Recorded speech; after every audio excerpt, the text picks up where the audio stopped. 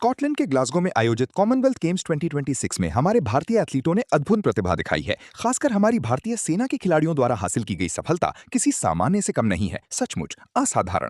हाल ही में राजनाथ सिंह ने in Commonwealth विजेताओं से खास मुलाकात की और उन्हें बधाई दी।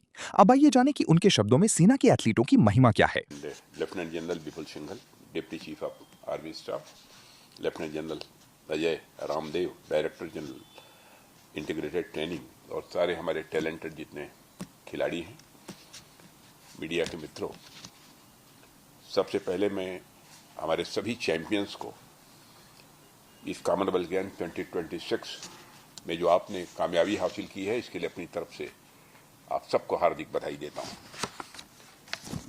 और मैं इतना कहना चाहता हूं, आप लोग देश के गौरव हैं, केवल आर्मी के नहीं, पूरे देश के आप गौरव हैं। और साथियों, आपने जो यह उपलब्धि हासिल की है, कोई साधारण यह उपलब्धि नहीं है, यह असाधारण है।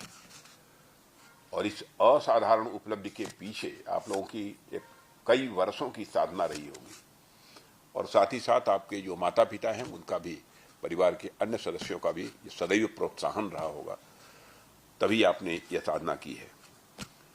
और अब सबसे बड़ी बात कि आप में एक स्ट्रांग विल पावर जरूर रहा होगा कि हमको यह करके दिखाना है।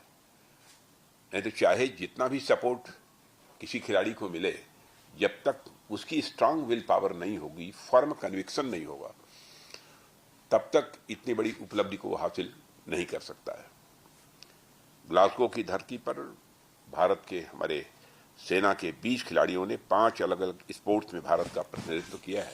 और जैसा अभी बतलाया गया है कि 8 गोल्ड, 7 सिल्वर और 1 ब्रॉन्ज के साथ आपने भारत के कुल मेडल्स में 41% और भारत के कुल गोल्ड मेडल्स में 62% की कामयाबी हासिल की।